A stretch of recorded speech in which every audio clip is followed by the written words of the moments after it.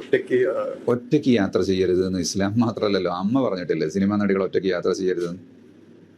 കാരണം അത് അപകടം. സെക്യൂരിറ്റി സിസ്റ്റം അത് വെച്ചിട്ട് ഓരോരുത്തർക്കും ഓരോ പോളിസി ഉണ്ടാകും. ഇസ്ലാമിൽ അങ്ങനെ ഒരു പോളിസി ഉണ്ട്.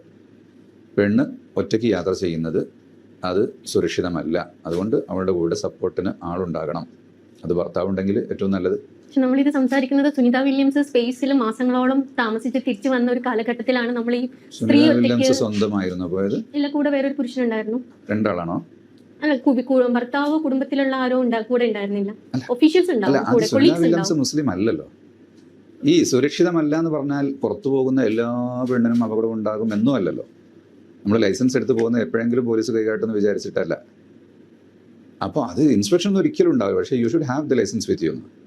അതുപോലെ സുരക്ഷിതത്വത്തിന് ആവശ്യമായ ഒരു നിലപാടുകൾ നമ്മൾ സ്വീകരിക്കുന്നത്, അതിൻ്റെ മാർഗങ്ങൾ സ്വീകരിക്കുന്നത് ഇവിടെ എന്തെങ്കിലും കൊള്ള നടക്കും എന്ന് വെച്ചിട്ടല്ല. ഇപ്പോൾ ഇവിടെയൊക്കെ CCTV ഒക്കെ ഉണ്ടാവും, പുറത്തൊക്കെ ഉണ്ടാവും. ഇവിടെ 100 വർഷമായി ക്യാമറ വെച്ചിട്ട് ഒന്നും സംഭവിച്ചിട്ടില്ല, സംഭവിക്കില്ല. എവിടെയെങ്കിലും സംഭവിക്കും. അതിനുവേണ്ടിയാണ് ഈ സുരക്ഷിതത്വം, സെക്യൂരിറ്റി സിസ്റ്റം ഉണ്ടാക്കുന്നത്. അത്രേ ഉള്ളൂ. പക്ഷേ നമ്മുടെ ലോകം ഒരുപാട് ഇവോൾവ് ആയില്ല. അപ്പം മറ്റു രാജ്യങ്ങളിലാണെങ്കിൽ കേരളത്തിൽ തന്നെയാണെങ്കിൽ ഒരുപാട് സ്ത്രീകൾ ഒറ്റയ്ക്ക് പോയി പഠിക്കുന്നുണ്ട്, ജോലിക്ക് പോകുന്നുണ്ട്. അപ്പം അത്രയ്ക്ക് താല്പര്യമുള്ളവർ അങ്ങനെ ചെയ്യുന്നത് നമുക്ക് അങ്ങനെ ഭയപ്പെടേണ്ട കാര്യമുണ്ട്? ഇല്ല, ആരും തടയുന്നില്ലല്ലോ. ഇസ്ലാം ഒരു പോളിസി ഉണ്ട്, അത് ഇസ്ലാം പറയുന്നു. അത് അംഗീകരിക്കുന്നവർ അതനുസരിച്ച് ജീവിക്കുന്നു. അത് അംഗീകരിച്ചോളണം എന്ന് അങ്ങനെ ഇവിടെ ഒരു നിർബന്ധം ചെലുത്താൻ ആർക്കും സാധ്യമല്ലല്ലോ. ആർക്കും പോകാമല്ലോ.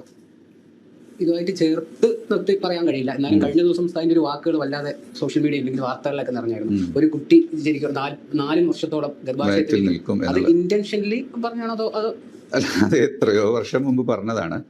അത് അന്നൊരു സാഹചര്യം ഉണ്ടായിരുന്നു. അതെനിക്ക് തോന്നുന്നു ഈ സിസേറിയൻ വർദ്ധിച്ചു വരുന്നു എന്നുള്ളൊരു ചർച്ച മൊത്തം നാട്ടിൽ നടക്കുന്നൊരു സമയത്താണ് പറഞ്ഞത്.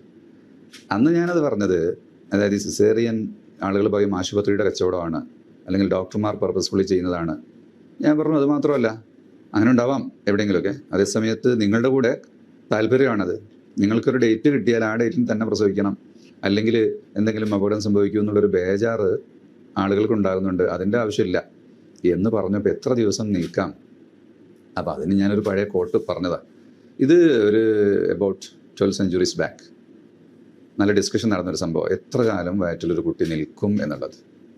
അപ്പോൾ അതിലെനിക്ക് കിട്ടിയൊരു കോട്ട് ഞാൻ പറഞ്ഞു 4 വർഷം വരെ നിൽക്കുമെന്ന്. അല്ലാതെ ഇനി മുതൽ നാളെ മുതൽ എല്ലാ സ്ത്രീകളും പ്രസവിക്കാൻ ദിവസം കൂട്ടി വരുന്നില്ലെങ്കിൽ 4 വർഷം വരെ കാത്തു നിൽക്കണം എന്നുള്ളൊരു കാര്യം അല്ല പറഞ്ഞത്. അതിലൊരു പ്രശ്നം, അത് പറയേണ്ടത് മെഡിക്കൽ സയൻസ് ആണെന്ന്. അതെ, ഇപ്പോൾ മെഡിക്കൽ സയൻസ് എന്താ പറയുന്നത്, എത്ര ദിവസം നിൽക്കുന്ന അതാ നോക്കേണ്ടത്. നമ്മളിപ്പോൾ സോഷ്യൽ മീഡിയയുടെ ഒരു കാലത്ത് ആരെങ്കിലും എന്തും പറഞ്ഞാൽ എല്ലാവരും അതിനെക്കുറിച്ച് ഒരു അഭിപ്രായം പറയണം എന്നുള്ളൊരു ധാരണ. അന്ന് അങ്ങനെയല്ല ഉണ്ടായത്. അന്ന് ഒരു കുട്ടി 2 വർഷം കഴിഞ്ഞ് പ്രസവിച്ചാൽ ഇത് ആരുടെ കുട്ടിയാണെന്നാണ് വെക്കുക. ഒരാൾ വിവാഹമോചനം നടത്തിയതിന് ശേഷം 2 വർഷം കഴിഞ്ഞ് കുട്ടി ജനിച്ചു. ഈ പെണ്ണ് വേറെ കല്യാണം കഴിച്ചിട്ടുമില്ല, അവിഹിത ബന്ധത്തിന് പോയിട്ടുമില്ല. എങ്കിൽ ഇയാളിലേക്ക് ഈ കുട്ടിയെ ചേർത്തി പറയാൻ പറ്റുമോ? അവിടെയാണ് ഈ ഡിസ്കഷൻ ഉടലെടുത്തത്. അപ്പോൾ ഒരാൾ 2 വർഷം എന്ന് പറഞ്ഞാൽ അതൊരിക്കലും ഉണ്ടാവില്ല എന്ന് പറയുന്നതിന് പകരം അന്നത്തെ ആളുകൾ നാടുനീളെ സഞ്ചരിച്ച് ജനങ്ങളെ അന്വേഷിച്ച് കുടുംബങ്ങളിൽ അന്വേഷിച്ച് പഠിക്കുകയാണ്, ഗവേഷണമാണ്.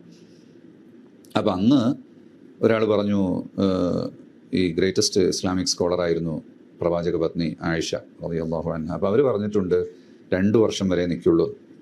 അപ്പോൾ ഒരാൾ പറഞ്ഞു, അല്ല എൻ്റെ നൈബർ ഒരു പെണ്ണുണ്ട്, അവൾ 3 വർഷമായിട്ടാണ് പ്രസവിച്ചത്.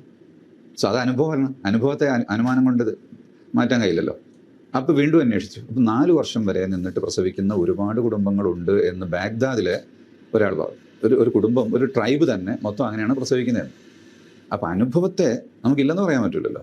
ഇപ്പം മാസം കാണൂല എന്ന് പറയുന്ന ദിവസം മാസം കണ്ടാലേ അതങ്ങനെ കാണൂല, അത് ചന്ദ്രനല്ല എന്ന് പറയുന്നത് പോലെ ആയി പോകില്ലേ. പക്ഷേ ഈ ചർച്ച വന്നതെന്ന് പറഞ്ഞു കഴിഞ്ഞാൽ വീട്ടിൽ മലപ്പുറത്ത് ഒരു സ്ത്രീ, അതിലാണ് ഈ ചർച്ച വന്നത്. അപ്പോൾ ഇതിൽ നമ്മുടെ ഇതെന്താണ്, വീട്ടിൽ പ്രസവിച്ച പാർട്ടിയുടെ ആളുകളാണ് എൻ്റെ ഈ പഴയ പ്രസംഗം തപ്പിപ്പിടിച്ച് പുറത്തിട്ടത്. അത് അവർക്ക് അനുകൂലമാകുമെന്ന് കരുതിയിട്ട്. ഇസ്ലാമിൽ അങ്ങനെ വീട്ടിൽ നിന്നേ പ്രസവിക്കാവൂ എന്നുള്ള യാതൊരു ആശയവുമില്ല. ഇസ്ലാമിലുള്ളത് സുരക്ഷിതമായ സ്ഥലത്താവണം, പ്രസവം എടുക്കാൻ കഴിവുള്ള ആളുകൾ ഉണ്ടാവണം, അവിടെ അപകട സാധ്യത ഉണ്ടാകരുതെന്നാണ്. പിന്നെ ഹൈജീനൊക്കെ കൂടുതൽ നല്ലത് ആശുപത്രിയേക്കാളും വീടാണെന്ന് യൂറോപ്പിലൊക്കെ വല്ലാതെ ഇപ്പോൾ ഒരു ധാരണ പരന്നു വരികയും വീട്ടിൽ വെച്ച് പ്രസവിക്കാനുള്ള ഒരു പ്രേരണ ഉണ്ടാവുകയും ചെയ്യുന്നുണ്ട്. നമ്മുടെ നാട്ടിലും അങ്ങനെ വീട്ടിൽ നിന്ന് ജനിക്കുന്നവരുണ്ട്. നിങ്ങളൊക്കെ എവിടെ നിന്ന് ജനിച്ചതെന്ന് എനിക്കറിയില്ല. ഞാൻ വീട്ടിൽ നിന്ന് ജനിച്ചു. പ്രശാന്തി എവിടെ നിന്ന് ജനിച്ചു? അന്ന് ഹോസ്പിറ്റലുണ്ടല്ലേ? എത്ര വയസ്സായി? 59. എൻ്റെ നാട്ടിൽ ഇപ്പോഴത്തെ പോലെ തന്നെ. നമ്മുടെ ചെറുപ്പകാലത്തൊന്നും അങ്ങനെ ആശുപത്രിയിൽ പോകുന്ന ഒരു കാര്യമേ ഇല്ല, അപൂർവമായിട്ടേ പോകാറുള്ളൂ.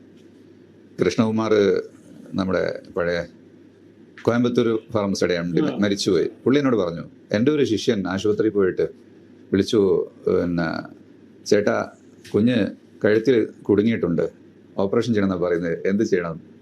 അപ്പോൾ കൃഷ്ണകുമാർ പറഞ്ഞു, ഞാൻ പറഞ്ഞു നിന്റെ വൈദ്യത്തിൽ വിശ്വാസം ഉണ്ടെങ്കിൽ കാത്തിരിക്കേ, കഴുത്ത് കുടുങ്ങിയാലേ തിരിച്ചു വരും.